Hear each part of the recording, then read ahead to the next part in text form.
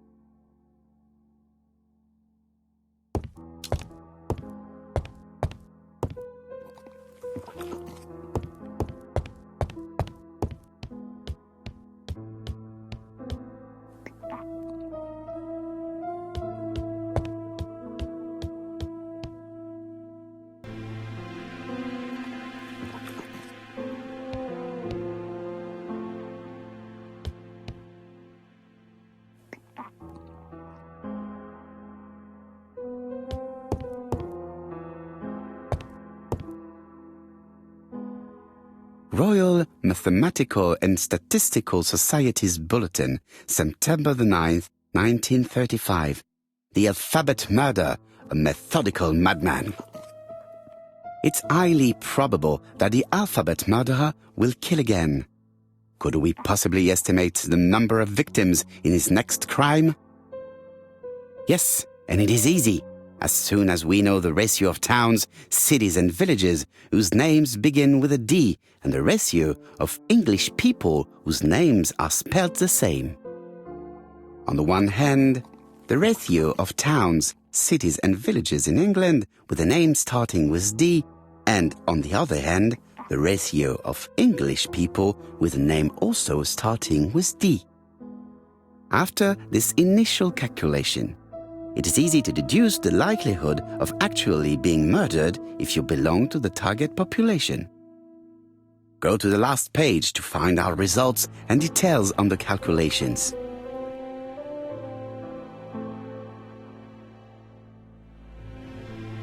Daily Blag, August 31, 1935. Moustache at half-mast.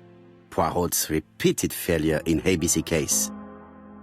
Sometimes small things trouble great men. Hastings, faithful collaborator of the Belgian detective, knows something about it. 3 mornings in a row, he confided to us, the cook broke the egg yolks when preparing Poirot's breakfast. This apparently casual event has greatly disturbed my friend, to the point it breaks his concentration and slows his judgment. I also noticed his moustache, of which he is so proud, being duller than usual. Poirot, I assure you I haven't said any such thing to the journalists. They twist everything.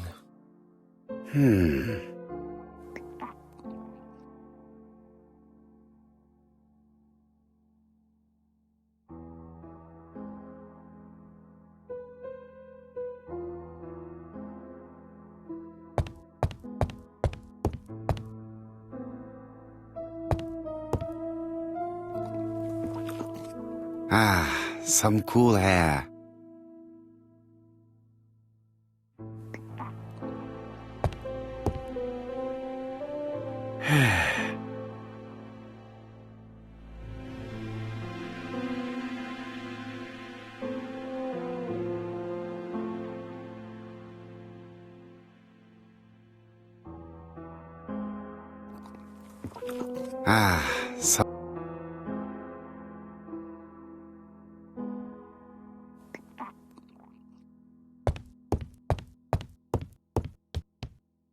This bottle is for our visitors.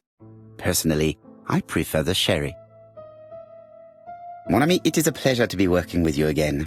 I have missed you this past few years. Poirot, since my return, I see that you have fewer grey hairs than when I last saw you. How is that possible? Mon ami, I am sure that you will find the explanation all on your own. Hastings, for your hair. Yes? There exists an accessory, how shall I say, that can be fastened to the scalp and covered with your own hair. Let me be quite clear, it is not a wig. Come on, Poirot, I'm not losing my hair. It's just thin slightly. Please don't stare at me, Poirot. It gives me a sore head. Hastings, may I advise you about your moustache? You don't like it? It is superb, but it would be even more so if you allowed it to grow more. And you should taper the end slightly. Hastings, I have noticed that the books on the shelves are not in the correct order. Yes, yes, I'll be more careful. Hastings, I do not wish to wrongly accuse you, but I think you have dropped a few crumbs. Honestly, Poirot, can we talk about something other than crumbs? So, Hastings, can you see the solution to our little problem? Poirot, I won't be able to do it without your help. Order and method, Hastings. No question can resist the methodical mind. Hastings, it would appear that you are getting slightly thin on top. Really? I hadn't noticed. Mon ami, it is a pleasure to be working with you again. Poirot, since my return, I see that you have... Mon ami, I am sure that you will find...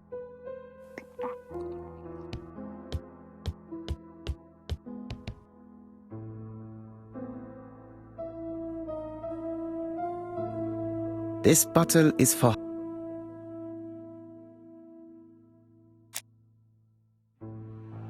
This man is tired.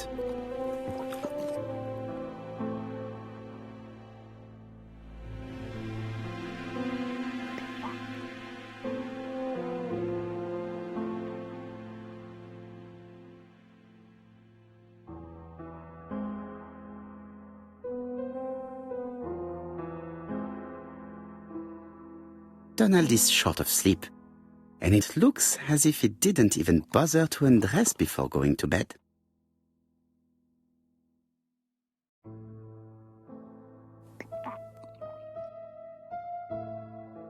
Mr. Poirot, I don't know why I'm here.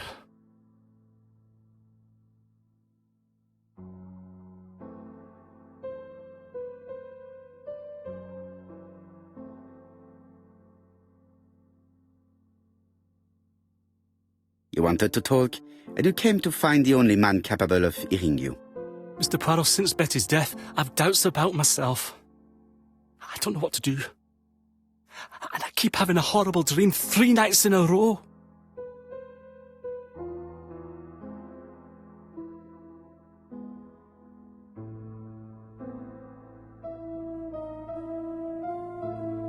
Have a drink, and tell me about this dream.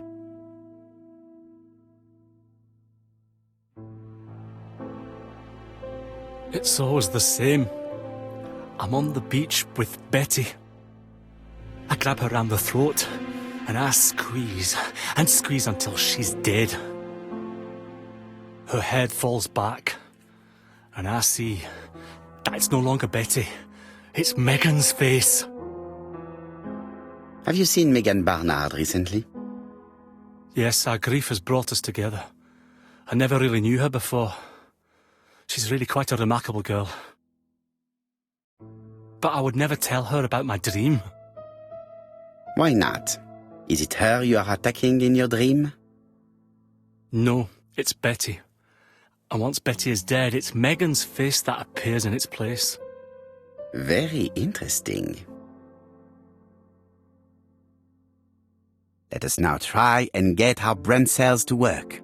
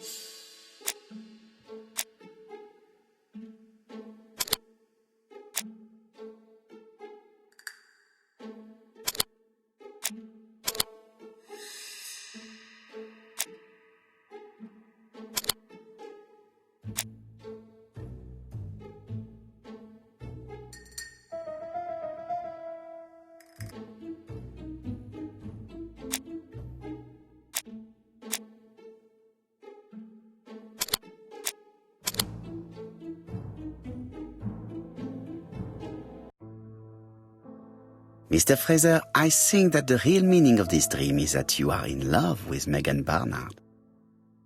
Please go on. Do. This dream certainly betrays your guilt. Oh. But what do you feel guilty about? Having killed your fiancé? Possible. Or forgetting her very quickly for her sister? Certainly. And this forgetting is perceived as a second death. So you don't really think I was the one who killed Betty? I do not exclude this theory. I am simply saying that I do not need to know that fact to explain your dream and your guilt. Thank you for being frank, Mr. Poirot. You've helped me a great deal. I'm going back to Bexhill. I'll not take any more of your time up. It is late, Mr. Fraser, and you are tired.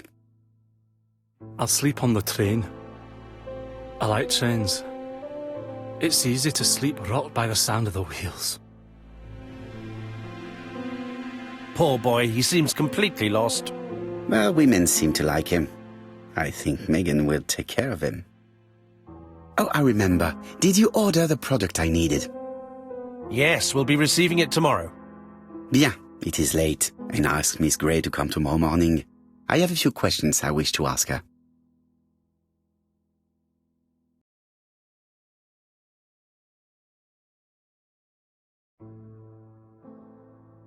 Mademoiselle, I asked you here in order to answer a very important question.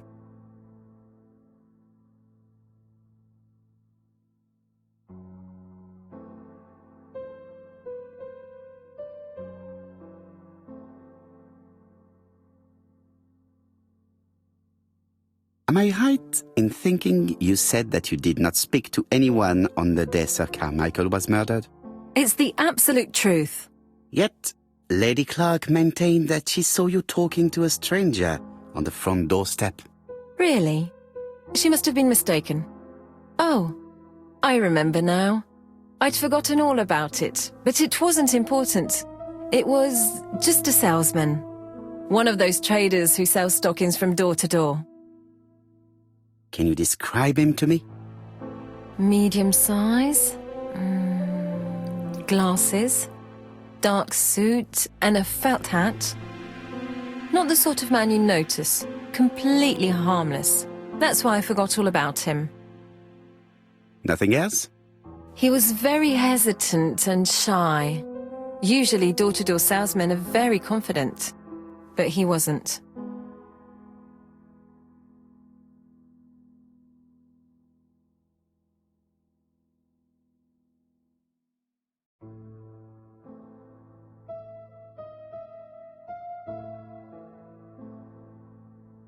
Mademoiselle, the circumstances of your departure do not appear very clear.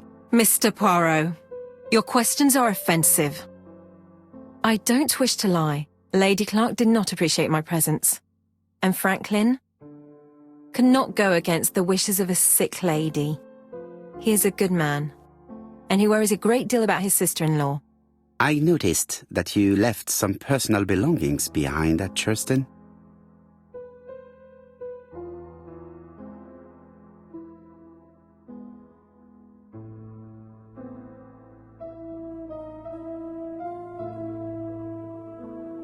Are you planning on going back to collect them?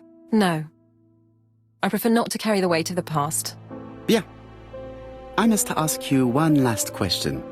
Please reply frankly with either yes or no. If Lady Clark had died, would you have agreed to marry Sir Carmichael if he'd asked you? How dare you ask such a question? Sir Carmichael treated me just like his daughter. And all that I ever felt him was affection and gratitude, nothing else. Thank you, mademoiselle. I will not keep you any longer.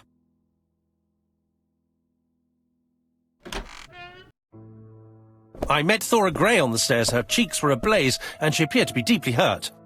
Poirot, have you offended the poor girl again? Do you have good reasons for accusing her? I accused her of nothing, Hastings. I simply asked her an important question she did not answer. Let us see if we can answer it for her. Let us now try and get our brain cells to work.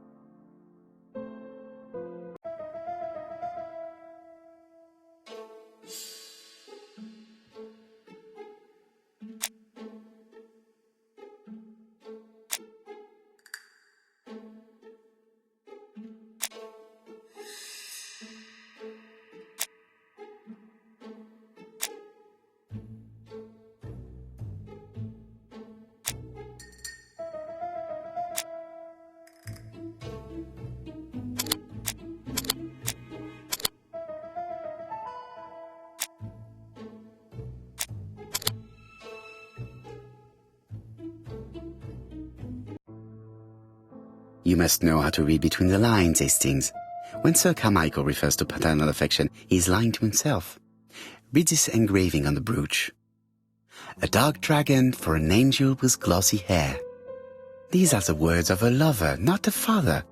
Lady Clark was not wrong. What if Sir Carmichael had fallen in love with his secretary? That doesn't mean that she forced him to do so. True, there are extenuating circumstances. She is a penniless orphan. But she is calculating. Just look how she avoided it when asked if she would have married Clark. I see. You think she seduced Sir Carmichael for her own gain, and that now she is doing the same with his brother. Poirot, your world is a very dark place. Do not get carried away, mon ami. We have another more important matter to settle. Really? Yes, would you believe that Miss Grey taught me something new? Let us now try and get our brain cells to work.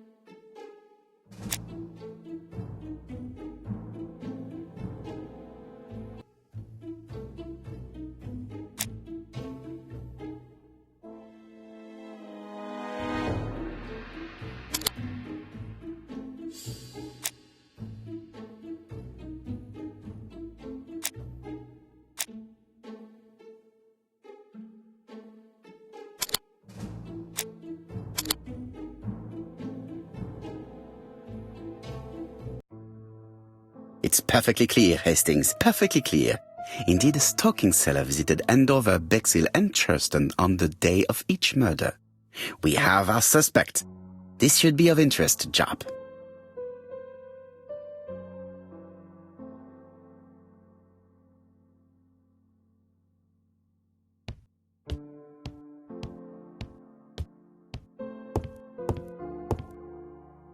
Hastings, Yes? there exists an accessory. Come.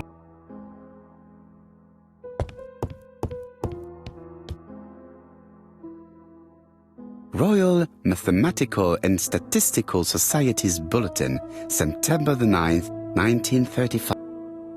It's highly probable. Yes. On the one hand, after go to it's I. Yes. On the one hand, after go to Daily Blag. August 31. Sometimes 3. This. Poirot.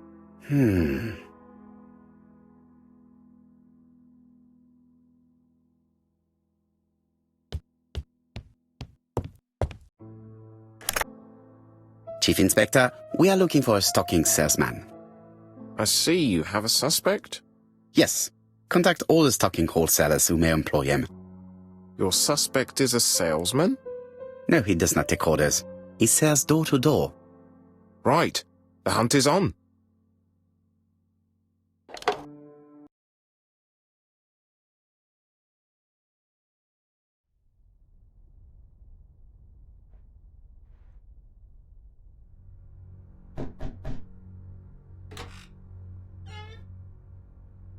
Are you leaving, Mr. Cust? Yes, I'm going to Cheltenham. You shouldn't travel today. You don't look very well. I have to. I have engagements. I must respect them.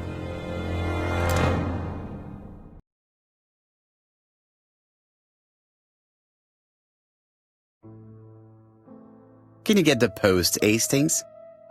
And why don't you go and get it yourself? Très bien.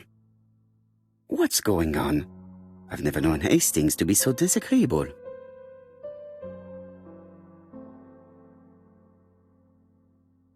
I do not need to make a telephone call at the moment.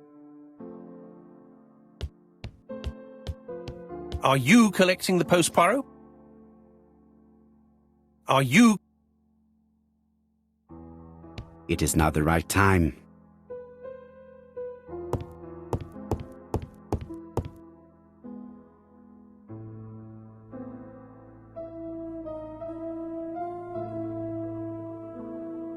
It is not the right... It is not the right time to leave. I lock my revolver in this drawer. I've not used it in a very long time.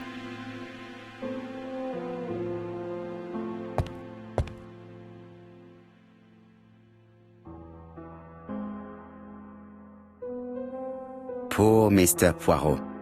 I'm quite sorry for you. If at first you don't succeed, try again. We've a long way to go still. Typery? No, that comes later. Letter T. The next little incident will take place in Doncaster on September 11th. So long. ABC. I should compare this letter with the one on my desk which I received earlier to see if it does indeed come from the same person.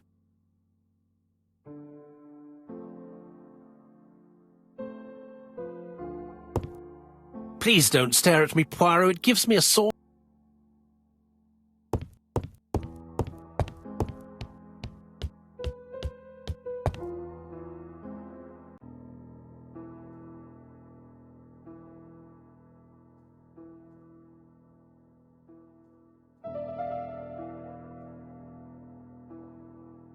Let us examine this more closely. Certain characters in the two letters may have similar defects. Yes, this I is weird.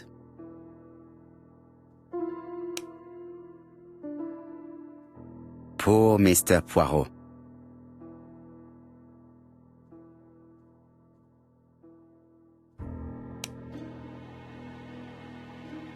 If someone has tried to get rid of these documents, they may be important.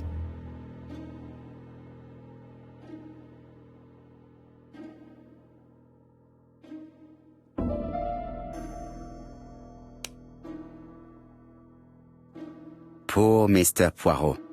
I'm quite...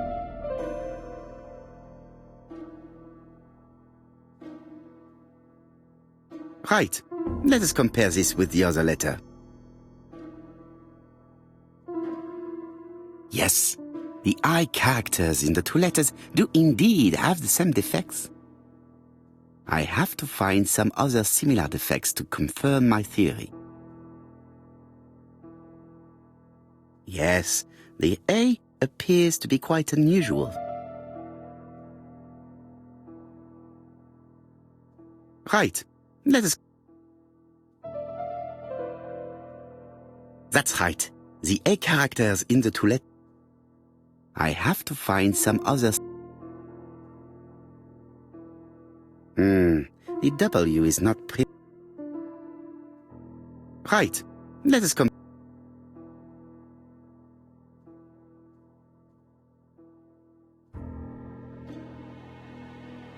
Of course, the W characters in the two letters do indeed have the same defects. My theory was right. These two letters were written with the same typewriter. Hastings, he strikes tomorrow. Chief Inspector Japp? He's on another line. Can I take a message? Yes, please, mademoiselle. It is from Hercule Poirot. Tell him ABC strikes tomorrow in Doncaster. He must call me back.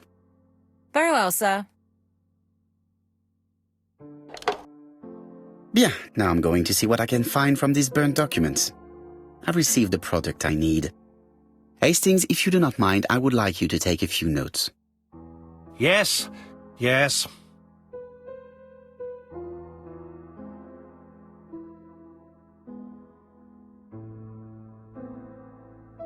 I've finished with this subject.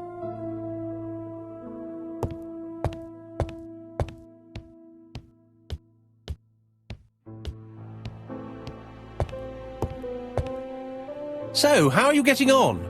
I'm ready to take notes.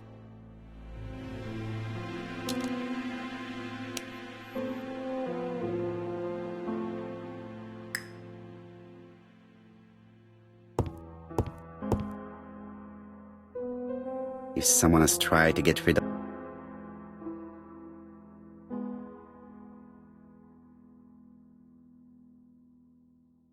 Poor Mr. Poirot.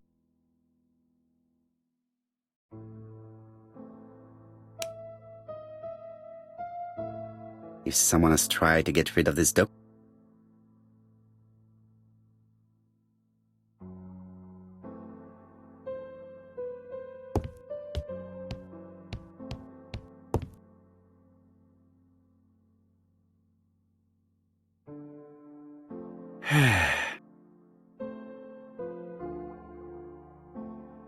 I've finished with this.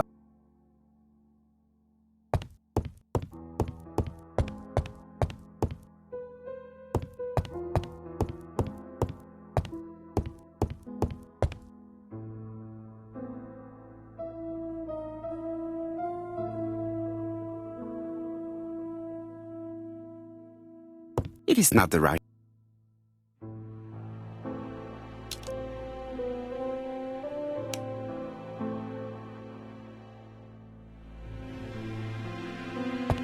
It is not the...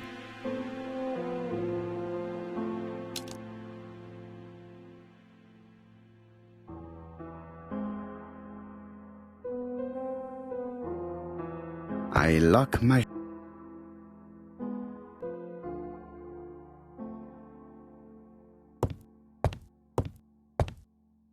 Now, down to work. What of this needs putting in order a little?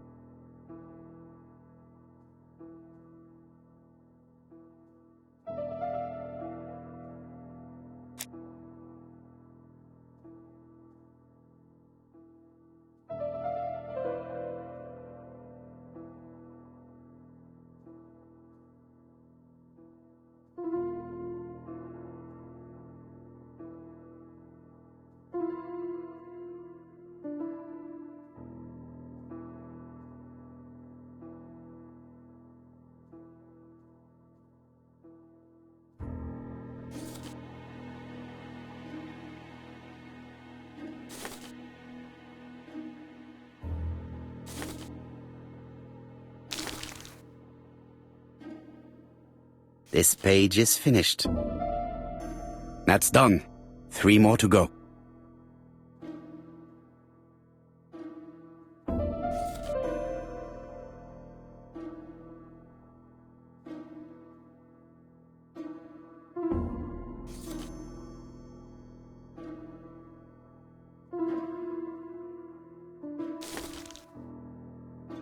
This page is Child's Play. This page is finished. And that's 2 done. It's easier than I thought.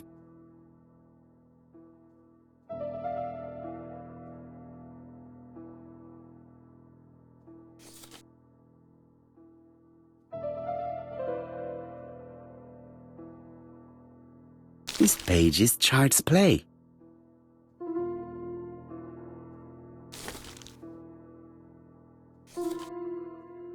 This page is finished. Only 1 more. Keep going.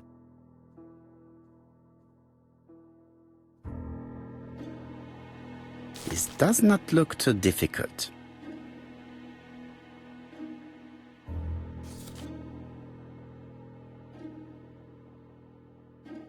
This page is Child's Play.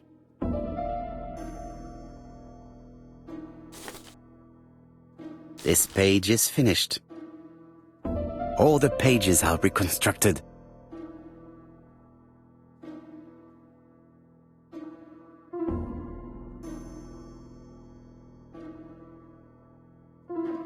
A bottle of solvent.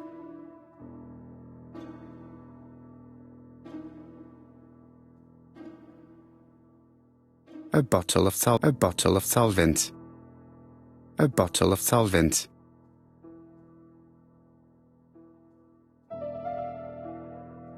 A bottle of solvent.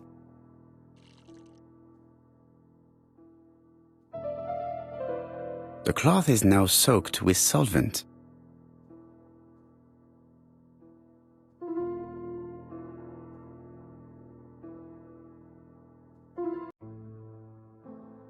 Got it! Make a note, Hastings, make a note. Mrs. Alice Asher, shop owner in Andover. Tracheitis, hemoptysis, prescribed laudanum. I got it. Look. Poirot, where on earth did you find these files? On a fire at the bottom of the garden at campsite. All right, but where did the person who burned them find them?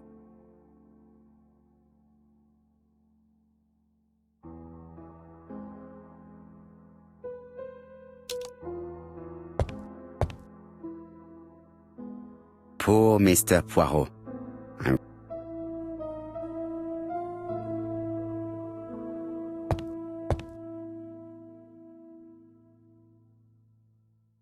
Alice Asher, shopkeeper in Andover.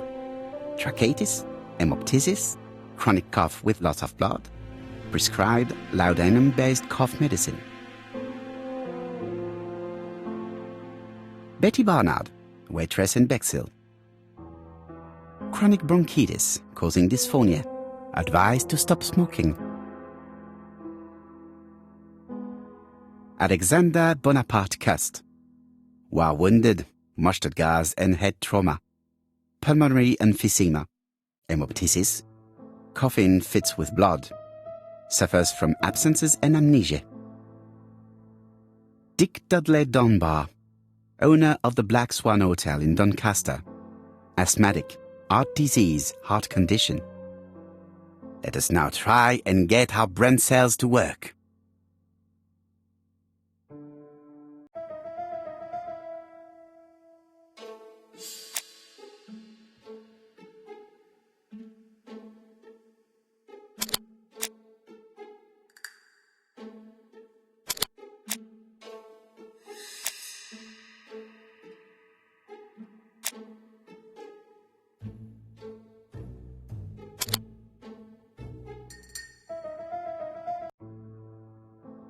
The burned documents are medical records, and without a doubt they come from Clark's archives.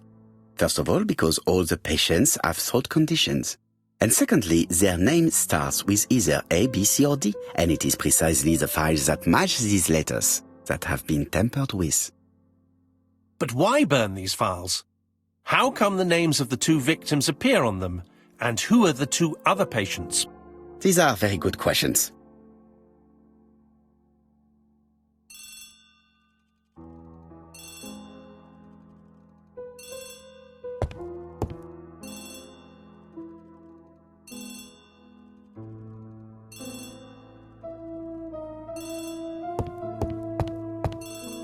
Why are you not answering, Poirot?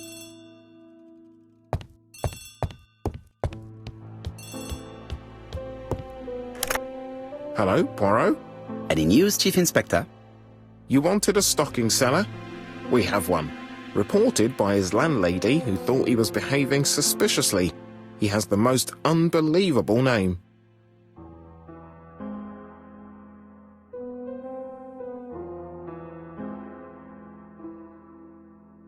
Alexander Bonaparte Cust. Yes, Alexander Bonaparte Cust? How did you guess? Poirot, you have magical powers. It's a serious lead. I called Doncaster. A person matching Cust's description has been seen at the station. He got off the train from London, but after that, nobody knows where he went.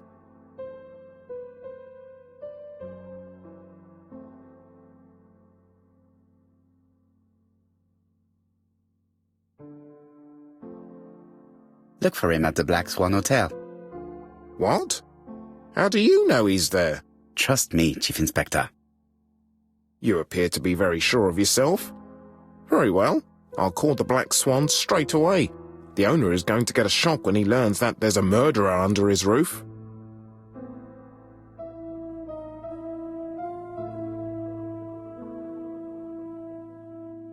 Do your best, chap.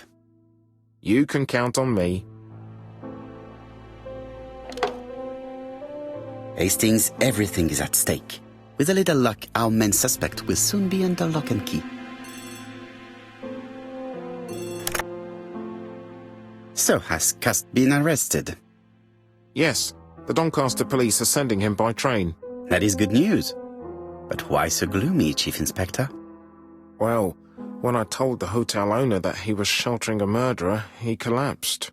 He's dead?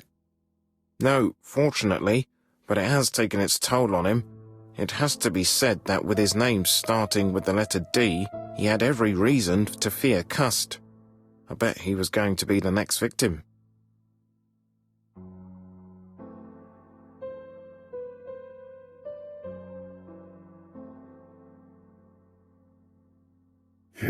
Chief Inspector, I believe that I share responsibility for this incident. What do you mean? I saw Mr. Dunbar's medical records. His heart was weak. I should have warned you. It's very honest of you to tell me that, Poirot. I appreciate your gesture. Please keep me informed of his progress. You can count on me. I'll do what's needed. I will visit him at his bedside when the killer is caught. That's typical of you, Poirot. We should focus on the next part of the investigation in order to avoid other incidents. While we're waiting to question Cust, we could search his room in London. Where does he live? The Marbury Guest House? I'll see you there. Yes, but start without me. First of all, I have to sort out a few details for Cust's transfer. I understand. À bientôt. Hastings, we are making good progress. Please go and search the room of our #1 suspect. With pleasure. I did have a dentist appointment, but I'll cancel. The dentist. So that is why you were so nervous and bad-tempered. A visit to the dentist is never an enjoyable prospect. But an unavoidable one. Go to your appointment, Hastings. I will manage on my own.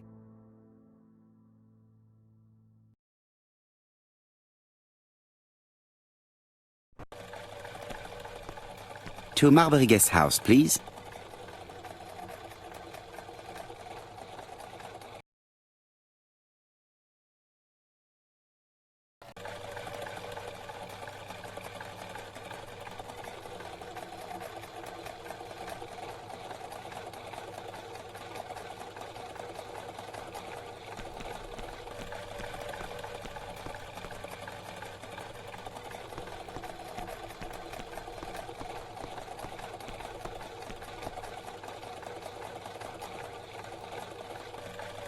Marbury. There is a very pretty village by this name, in Cheshire. Marbury. There is a very pretty...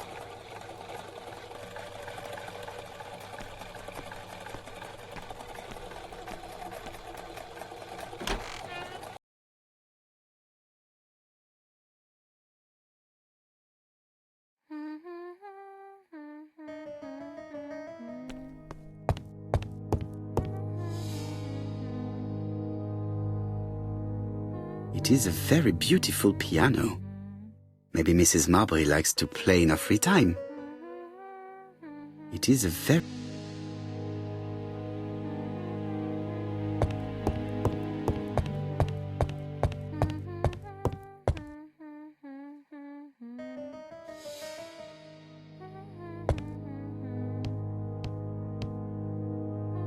It looks like I've found the real master of this house.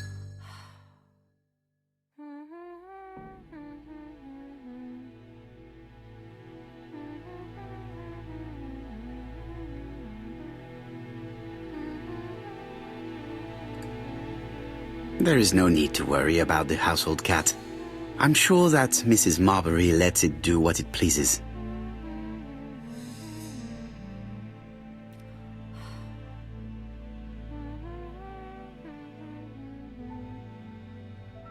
How do you do? You must be Mr. Hercule Poirot. Chief Inspector Tapp told me that you might be coming.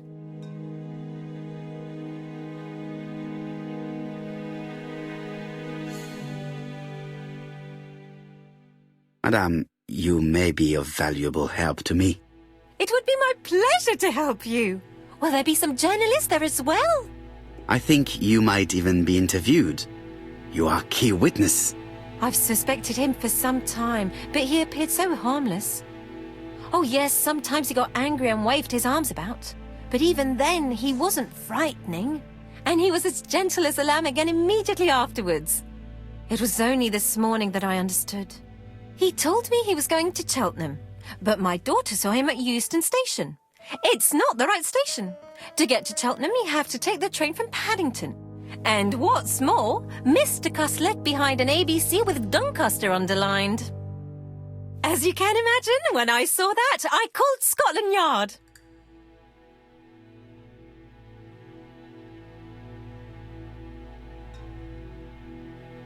One moment, please. How did you know that Cuss had underlined Doncaster in his railway guide? I went and had a look in his room. I see. Do you make a habit of searching through your lodger's belongings? Well, what are you going to do later? I bet you're going to poke around his room too. Tell me, did you have any other reason to suspect Mr. Cuss? He's rather queer. He talks to himself. He has a bad cough. Because of the war, he says. And then he was in Churston when that millionaire got murdered. I found his train ticket when I washed his coat. He didn't want me to wash his shirt. He washed it himself. But I did see big brown stains on it.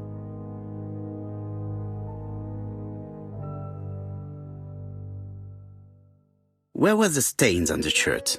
Can't recall. Cuss used to travel for his work. Is that correct? Yes, although he was unwell on trains. Do you know where Cuss was at the time of the murder in Andover and Bexhill? On June the 21st and July the 25th? No idea. But surely you keep a register. It won't do you much good. Mr. Cuss rents his room for the year. If he goes away for a few days, I have no reason to make a note of it. Ah! I remember one thing. Bexhill's by the sea, right? Indeed, it is a large seaside resort. Well, as it happens, at the start of July, Mr. Cuss asked me to repair his bathing dress. Suspicious, huh?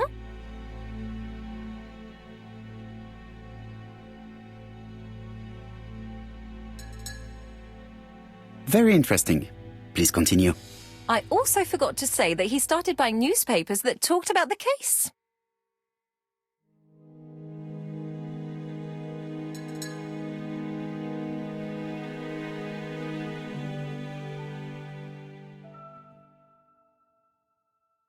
When did he start buying the newspapers?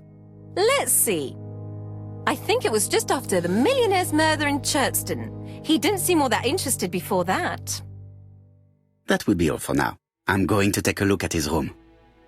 Take the key on the counter.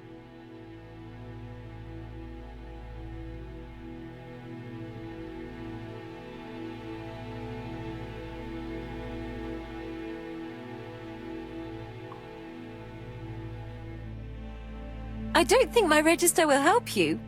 Mr. Cuss rents his room all year. If he goes away for a few...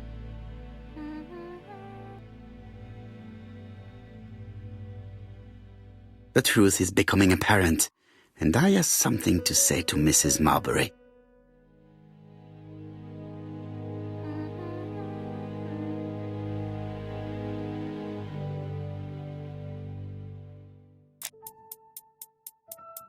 This woman appears to be in a bad mood.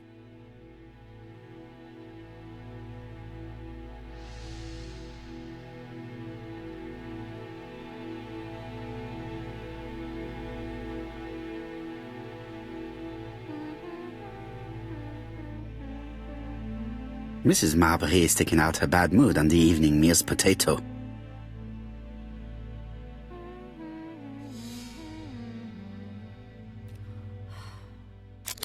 Right. Is that all? When are you leaving?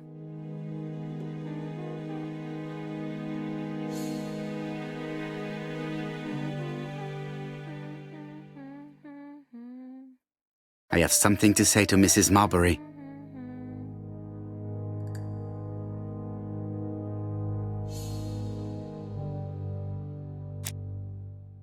Mrs. Marbury, if I am to believe the register, you rented room 306 to a certain Mr. Fishman on the day of the Bexhill murder? Room 306 is Cuss's room. Can you explain yourself? If I did, it was because Mr. Cust wasn't here. What about it?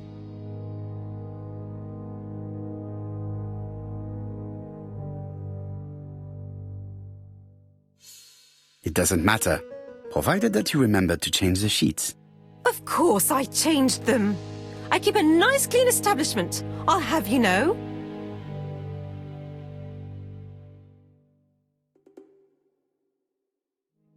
Don't forget to return the key.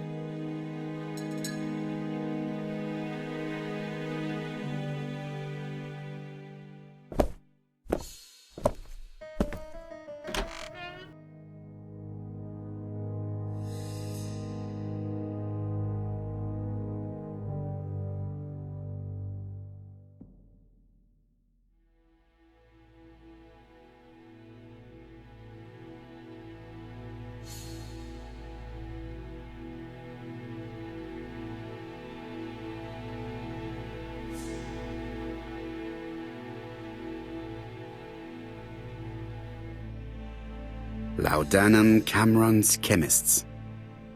Laudanum, a medicine for coughs. It is what Dr. Clark prescribed for Mrs. Asher. This subject would probably be useful to me.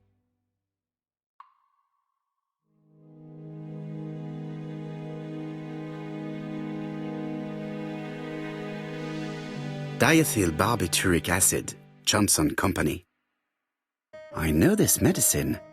It is a powerful sedative.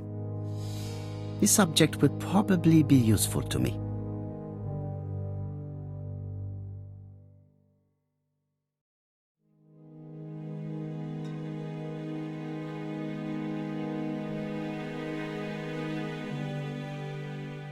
Trousers, white shirts. Everything has been washed very well. The Bexhill daily paper, dated from the day of the Bexhill murder. Most probably the bathing dress repaired by Mrs. Marbury's expert hands. All the main articles referring to the ABC case are here, from the Churston murder onwards. Nothing before that date.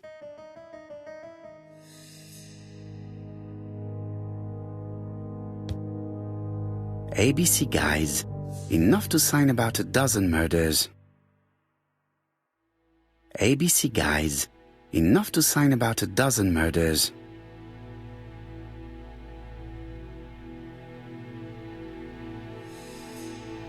ABC. It's closed.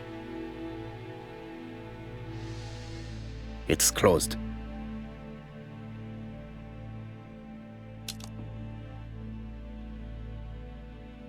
It's closed.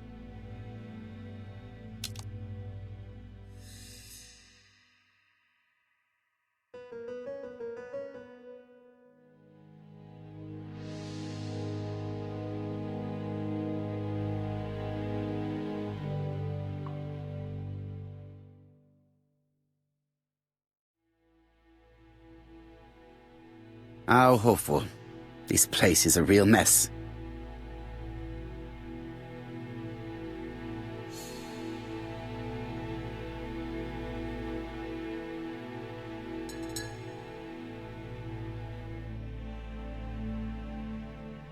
The least we can say that Mr. Cust is not very concerned about order and balance.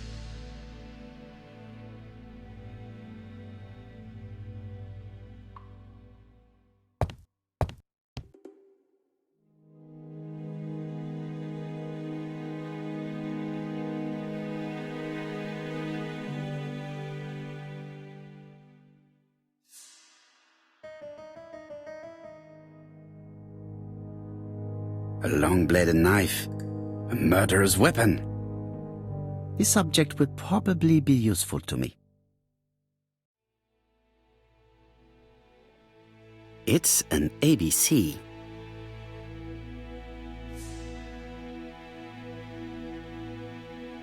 John Milligan, Managing Director, Silky Legs, Frederick Street, Leicester. To A.B. Cust, Marbury's Guest House, 1935, May the 21st. Dear Sir, further to our letters dated 5th and 10th of the month, We confirm we are you as door-to-door salesman, according to the conditions stated in our previous letters. We will send you the articles by mail and also a Redfield typewriter you will be using for every business letter. Regarding the schedule of your rounds, please do as following. June 21, Andover. Arrive by train the 20th in the evening and get a room at Station Hotel.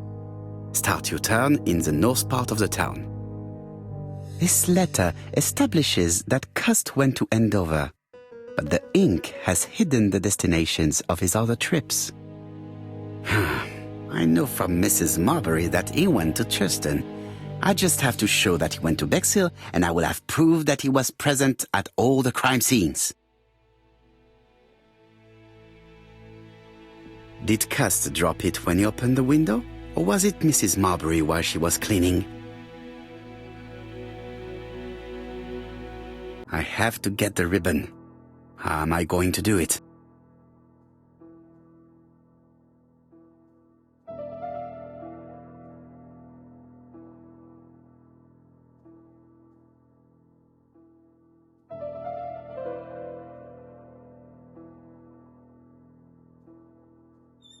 The left-hand heel has been removed.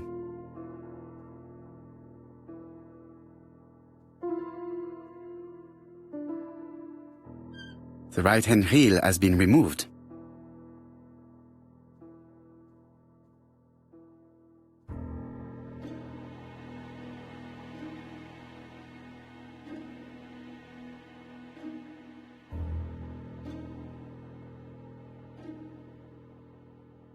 Something is blocking the ribbon.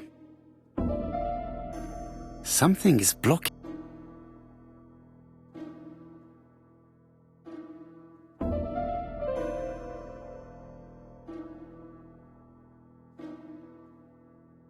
Something is blocked.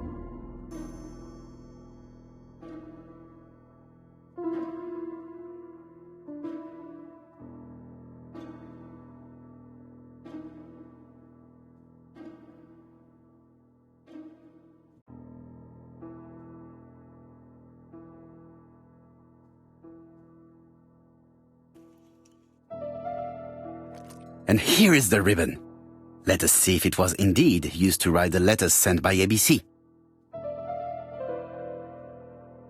I only need the ink ribbon for my inquiry. I will let Jack clean the keyboard if he wishes. All the letters announcing the murders were written on Cust's typewriter.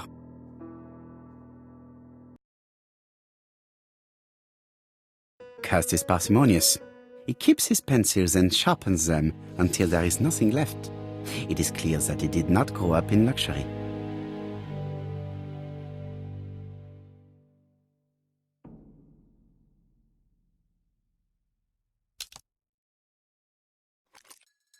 This knife is very useful.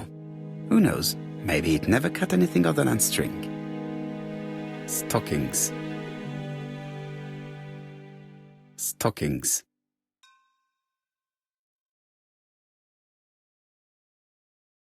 The least we can say that Mr. Cust is not very concerned about order and balance.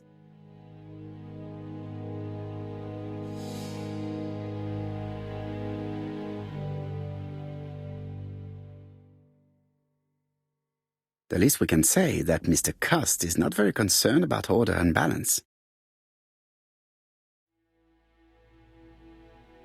War of 1914-1918. By the King's order, the name of Corporal A.B. Cust, Devonshire Regiment, was published on the London Gazette on May the 10th, 1918, as mentioned in a dispatch for gallant and distinguished service. An army dispatch, wounded on the Somme front, victim of a gas attack. Corporal Cust greatly deserves his distinction.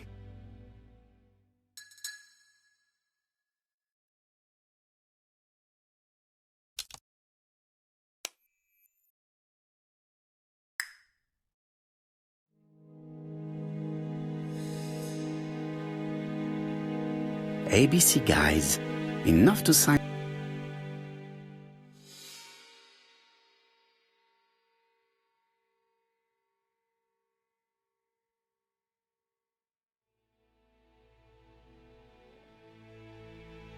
The least we can say is that Mr. Cust is not very concerned about order and balance.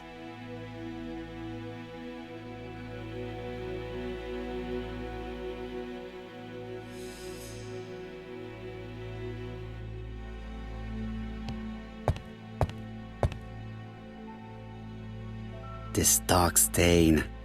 It could be blood, but goodness knows how long it has been there. Let us now try and get our brain cells to work.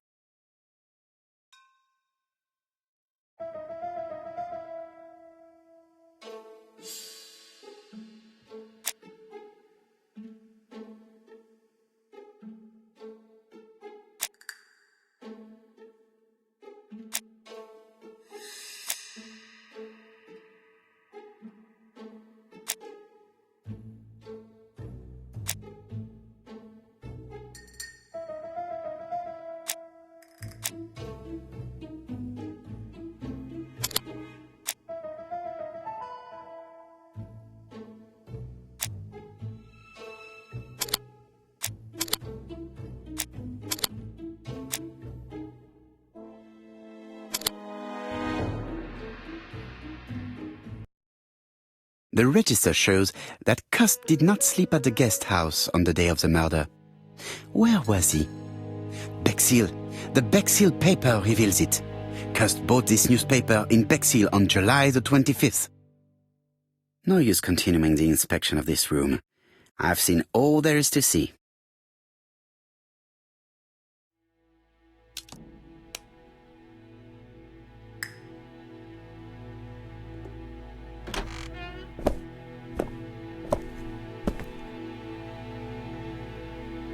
Goodbye, Mrs. Marbury.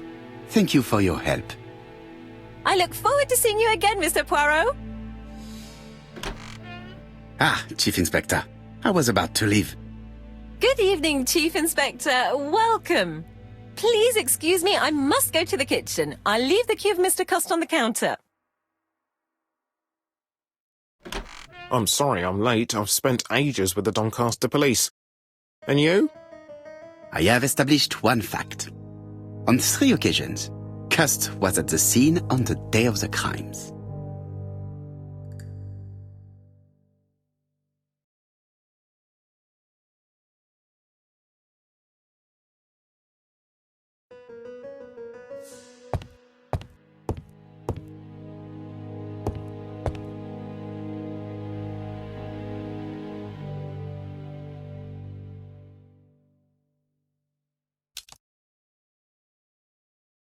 I had best talk to Jap.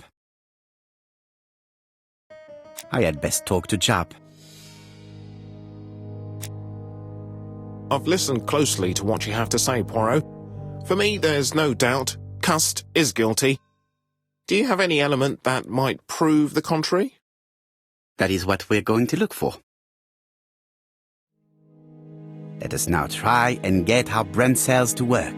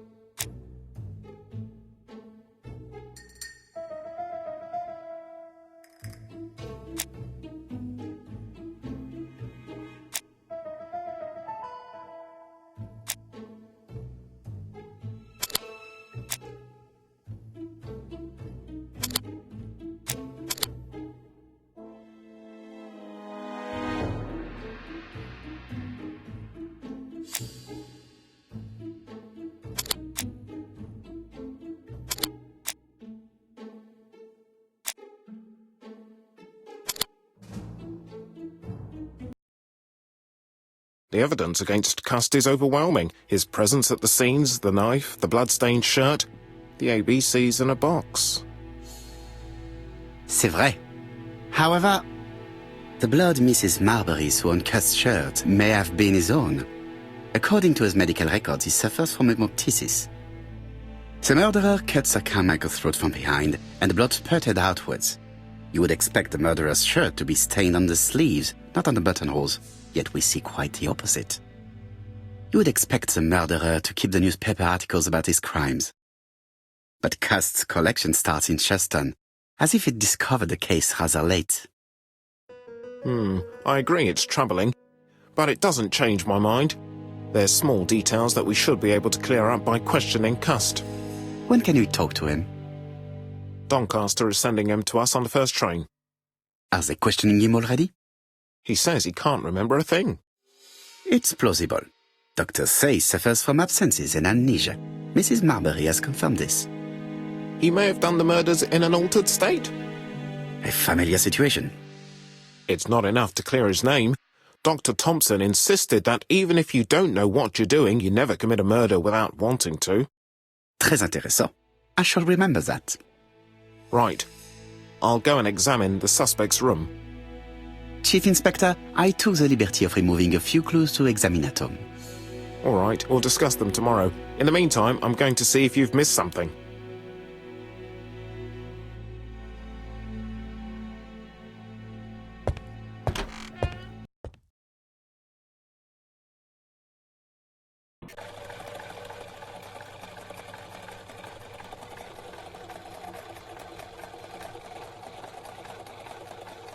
There is nothing more for me to do at the Marbury guest house.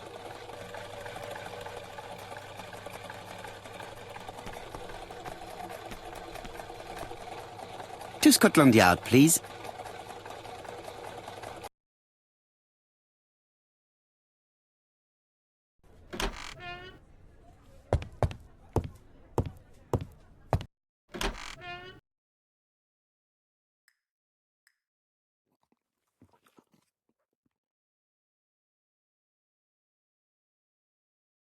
I am not going to leave before having finished questioning him.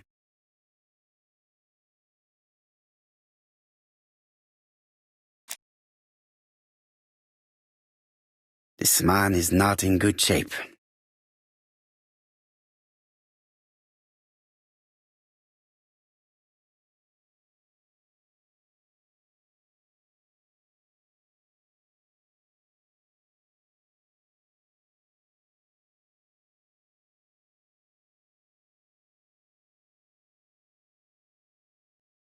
What do you want from me?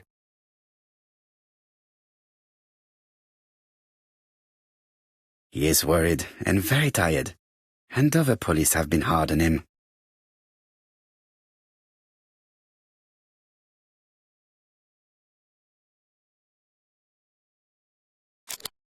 What do you want from me?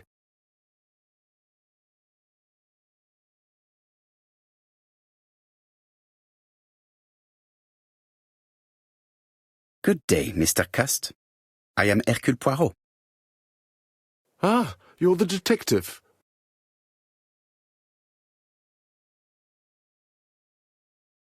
Yes, I am the person you have been sending the letters to. I didn't write these letters. I've already said so.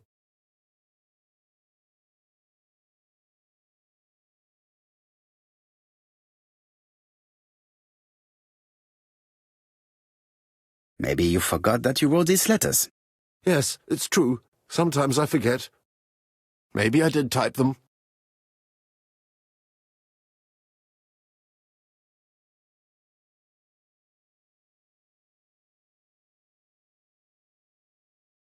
Are you capable of murder, Mr. Cust? All these questions are giving me a headache.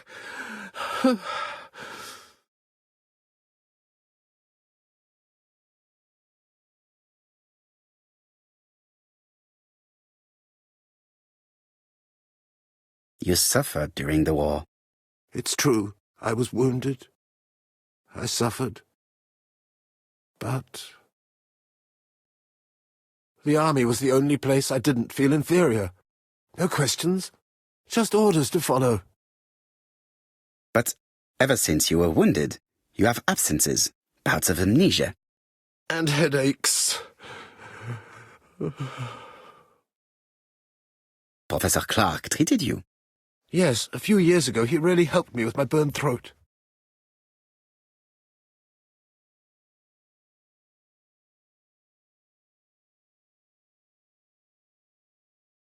Of course, you never considered killing a doctor who took such good care of you. No, never.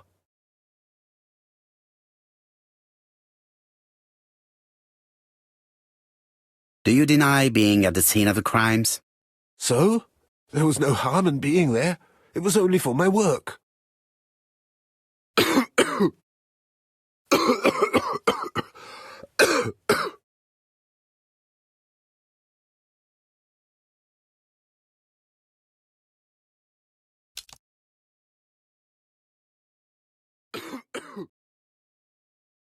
I know this medicine. It is a powerful sedative.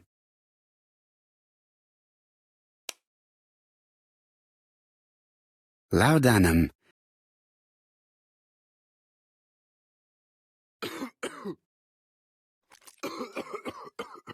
Take this. It will help you. Thank you.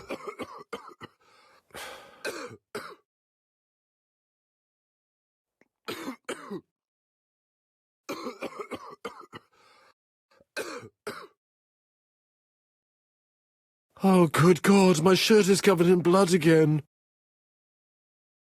Bon. I now know where the bloodstains Mrs. Marbury saw came from. Are you well enough to speak?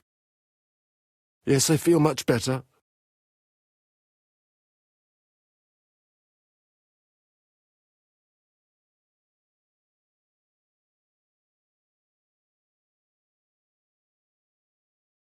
Do you deny being at the scene of the crimes?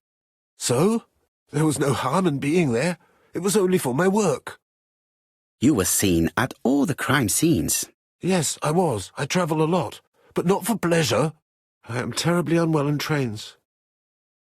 But I had to respect my engagements. My employer gave me very precise written instructions about the towns I had to visit. Let's see. The company you claim to work for, Silky Legs, has never heard of you. And as for these letters they sent you, they were written on your own typewriter. The company sent me the typewriter when I started working for them. Yes, but the letters were received afterwards.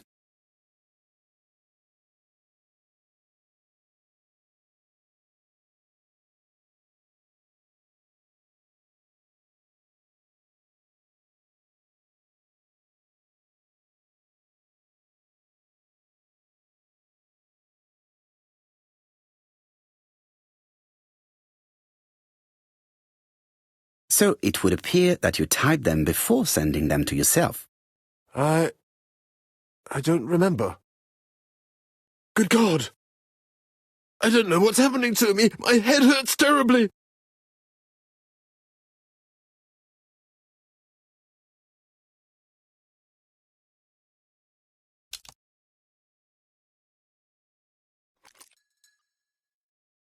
Take this. It will help you.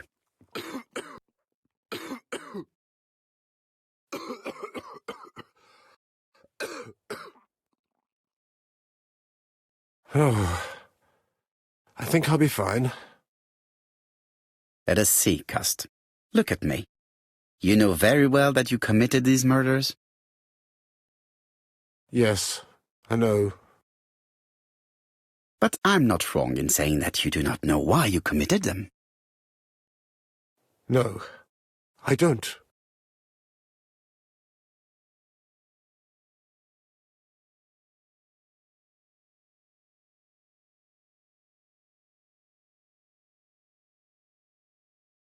Let us leave Cust alone. He's at the end of his tether.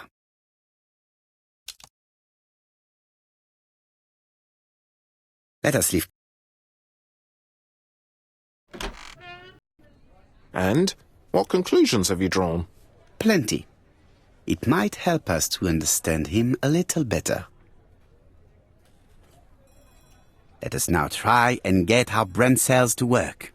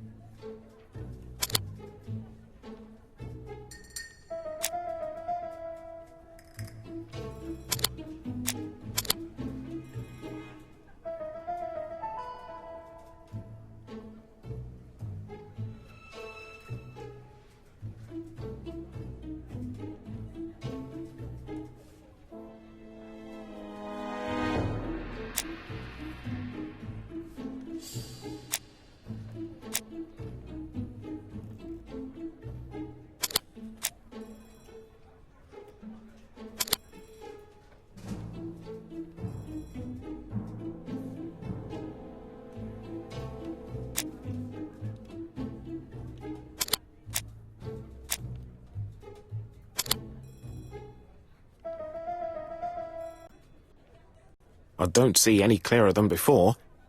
This is worse. There is one point to highlight. C'est curieux. Cust admits that he killed, but he does not know why. What did Dr. Thompson say? Even if Cust killed while in an altered state, it still must have been his deepest desire. He must have had a motive. Let's keep it simple. Never mind his motive. He confessed. But you see, he can confess to anything and everything. He denied the murders and then he confessed to them. He confirmed that he never typed the letters. Then, with great ease, I managed to get him say quite the opposite. Come on, he behaved like a guilty man. He lied to his landlady. Because deep down he believes himself guilty. From the papers, he noticed that he had always been at the scene of the crimes. He must think that he killed and then simply forgot what he had done. How can you be so sure? Let us look at his psychological profile. You will understand my point of view. Let us now try and get our brain cells to work.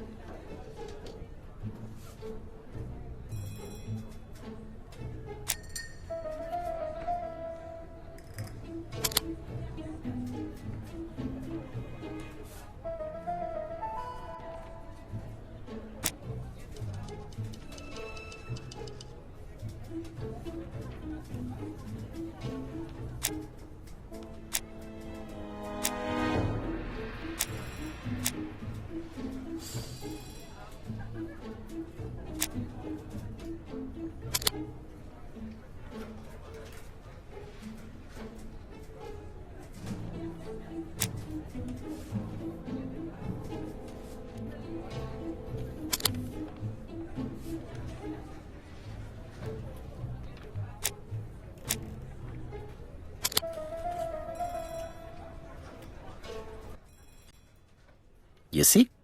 Cust's character is quite the opposite of the murderer's. But if he's a madman, can we really talk about his character? You know very well that our murderer does not behave like a psychopath. Apart from the signature, there is no ritual repetition in the choice of victims. Very well, you're right as always. So we have no confession, no culprit, no suspects, nothing. And all that after 2 months of inquiry? What should I do? Have faith. Just give me 24 hours.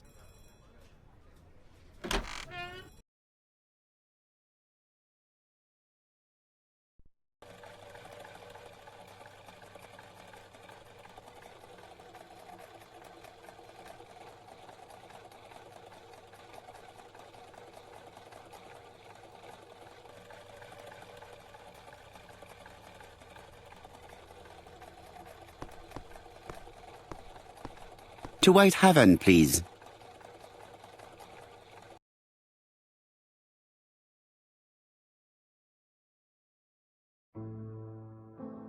Cust's arrest is a great success for you, Poirot.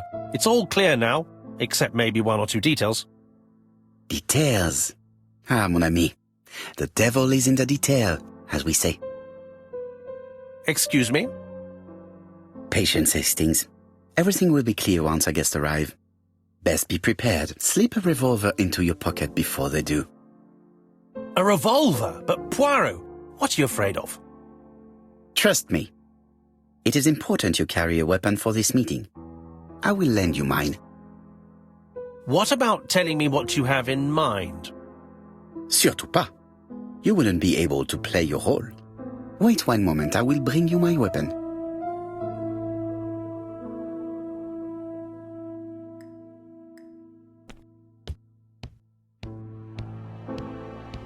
What about telling me... Surtout pas.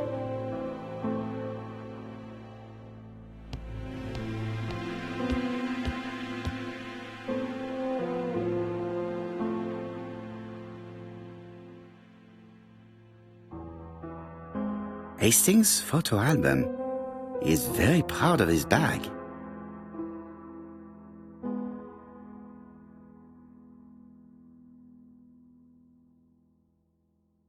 Churston, Devon, population 500 inhabitants. Hourly of trains. London, Churston. Trains of evening. London, 6:45 p.m. Newton about, 11 a.m. Churston, 11:45 a.m. London, 11:45 p.m. Newton about, 6:08 a.m. Churston, 7:15 a.m.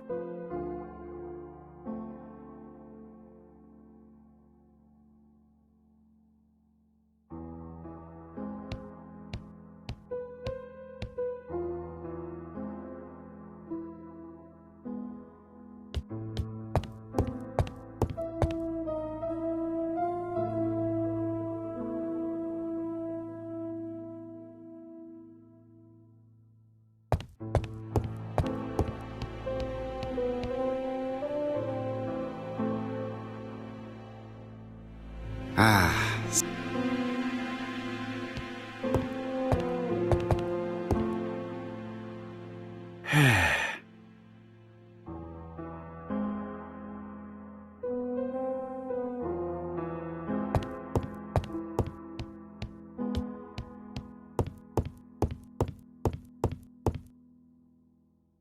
The white ammunition are blank cartridges. The others are real bullets.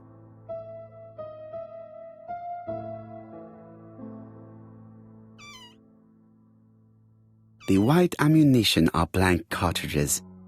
The others are real bullets. The revolver is loaded with real bullets. I still have time to choose blanks. The revolver is loaded with blanks. I still have time to choose real bullets.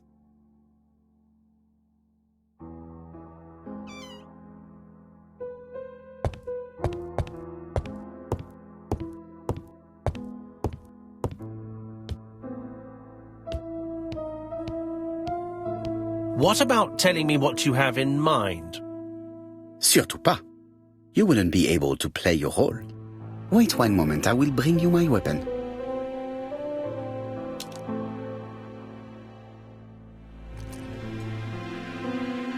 Voila, I entrust you with my weapon. It has hardly been used, it is almost new.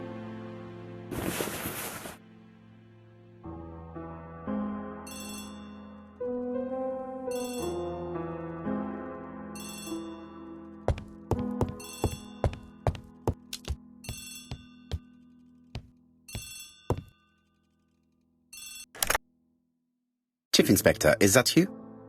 Yes. Sorry, but we haven't found anything. Have you checked the typewriter?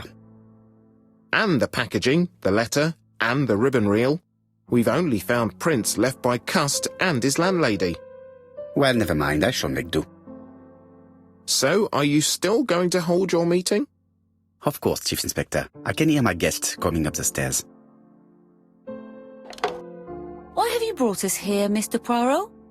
Since Cust's arrest, I thought it was all done and dusted. Miss Gray formally identified him, as well as Miss Barnard. Yes, and the stockings he saw drove the same brand as the ones found at my aunt's.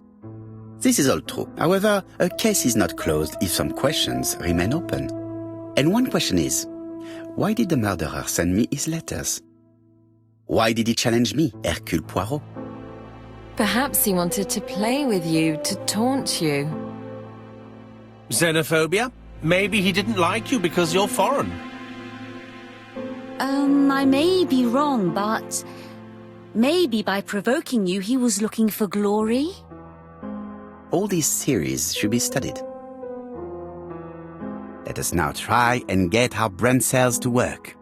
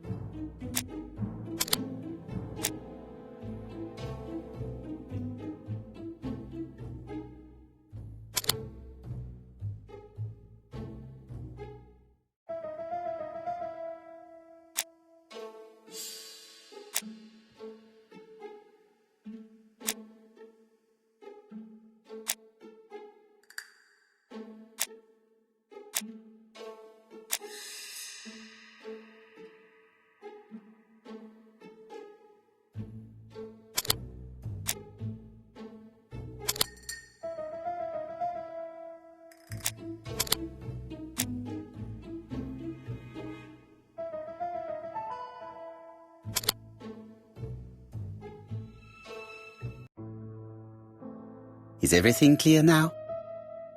You might like to explain your reasoning again. Of course. First of all, remember that the murderer made it a rule to always post his letter before the murder. He never digressed from that rule. However, in Churston, he encountered a problem. The village has only 500 inhabitants. With advance warning, it would be easy to arrest him. Therefore, the murderer delayed his letters deliberately with the wrong address. The plan wouldn't have worked if he'd sent it to Scotland Yard or the papers because everybody knows their addresses. The mistake would have been corrected and the letter would have been on time. That is why the murderer chose me as the recipient. Because for his plan to succeed, it was necessary for at least one of the letters to have a wrong address and get lost. It was very cunning. Absolument. It is a very subtle plan. It matches the profile we have drawn up of him perfectly. That of an intelligent, daring and calculating murderer. But that's not how you describe Cust. You are quite right, mademoiselle. Like you, I find it hard to believe that this dull character is the clever murderer we are looking for.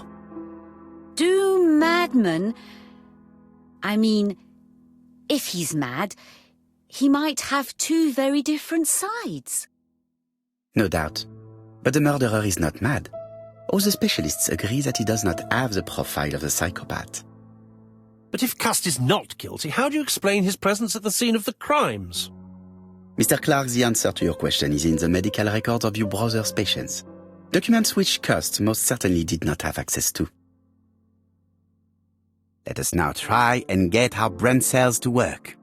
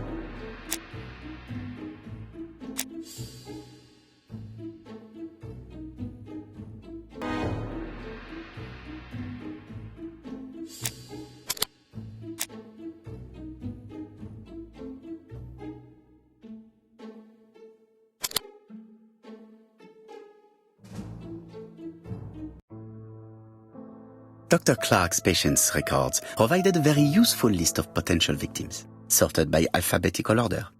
The killer definitely used it, explaining the fact that all the victims were former patients of the doctor.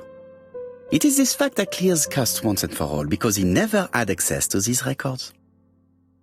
So how did he happen to be at the scene of the crimes? Either the murderer sent him there, or Cust was following him closely. Cust's highly suggestible nature leads us to the second hypothesis. The murderer was manipulating him. He systematically sent Cust to the towns where he was going to strike, so that the suspicion would land on the poor man's shoulder. That's evil. What sort of killer could have such a plan? And what would he gain from three completely different murders? Indeed, it seems unlikely that the same murderer committed all the crimes. What should we take from that?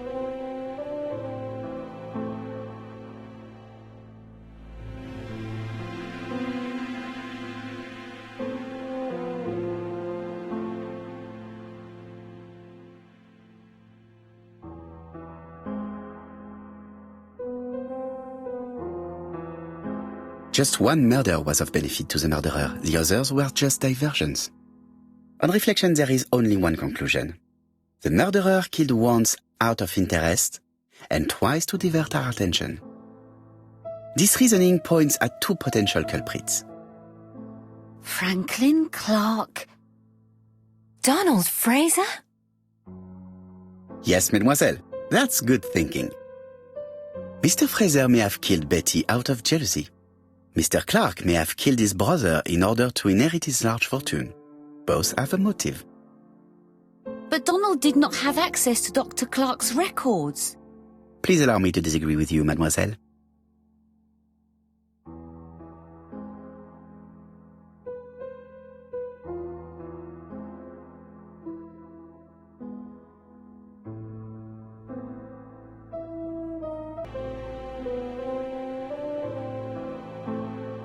He works for Court and Brunskill, one of whose clients was Sir Carmichael. It doesn't prove that I went to Comeside. You could have done it, and you may have used the opportunity to take a look at Sir Carmichael's records. You think I'm guilty? You or Mr. Franklin Clark? That's ridiculous. Both of you have a motive. The question is, which of you has the profile that most resembles the murderer? Let us now try and get our brain cells to work.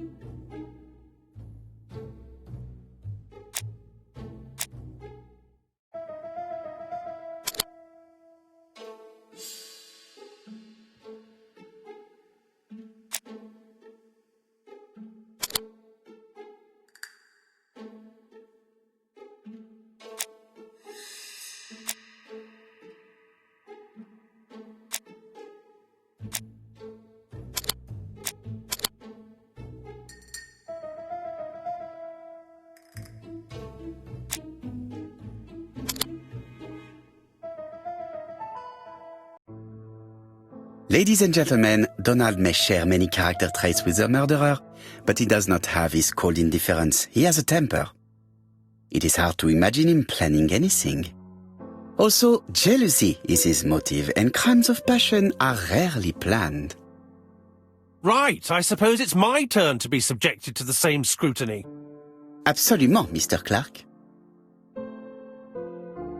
Let us now try and get our brain cells to work.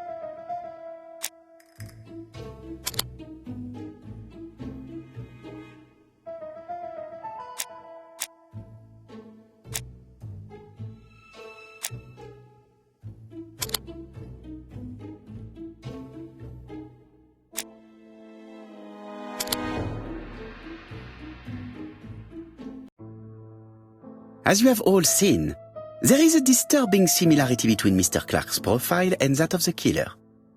In actual fact, it is exactly the same. Mr. Poirot, your psychological studies are interesting, but your conclusions do not add up. Why would I have wished my brother's death? The inheritance is lawfully mine. I just have to wait. No, you had to act quickly.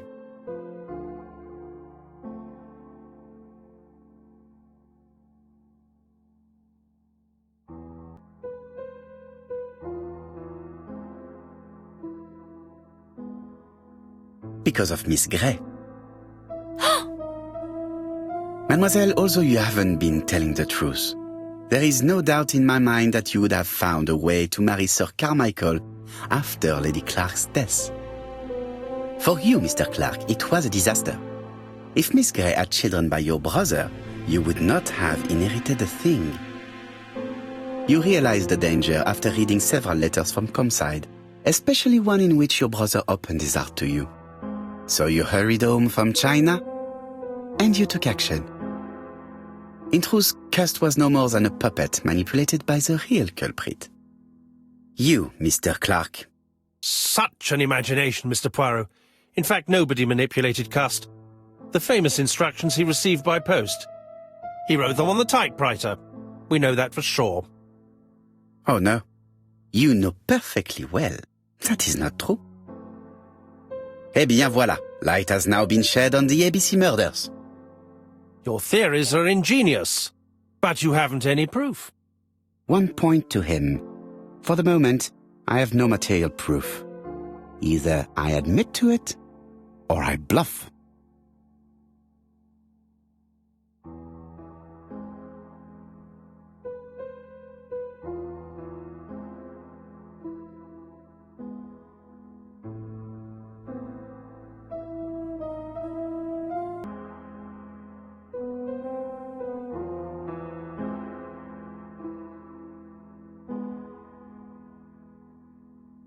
One thing proves it.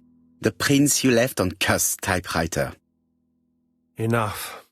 Oh, of course you wiped the typewriter before sending it. But not carefully enough. Scotland Yard has found your print along with those of Cust. I understand why you never wanted to lend me your new typewriter, and why you were searching through your brother's things. And the hole you dug on the moors. What did you hide there? The knife you used to kill your brother? Game, set, match. You win, Mr. Poirot. But it was worth trying.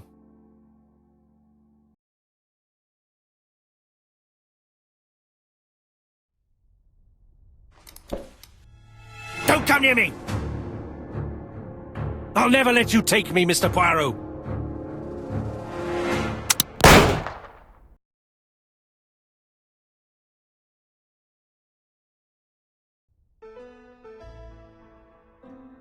I'm sorry, Mr. Clark, there is no easy death for you. I expected your reaction, so I used blanks. I'm sorry, mademoiselle, but your second chance has been lost. Franklin Clark will never inherit his brother's fortune.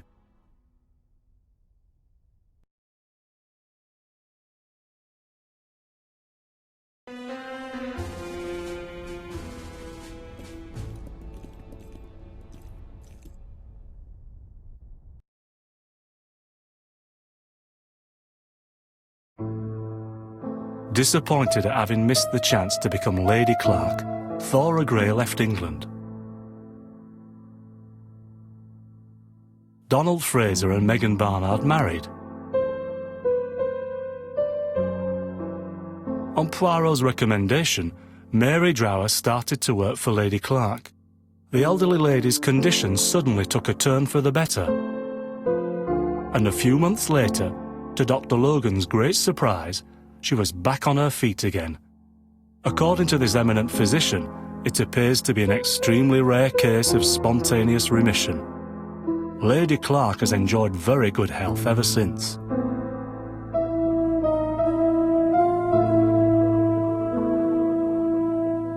Journal of an Innocent, the incredible story of ABC. As for A.B. Cust, after being advised by Poirot, he made a great deal of money by selling his story to the press. And as for me, And with business booming, the Black Swan has become the #1 tourist attraction in the whole of Yorkshire, even more popular than York Minster.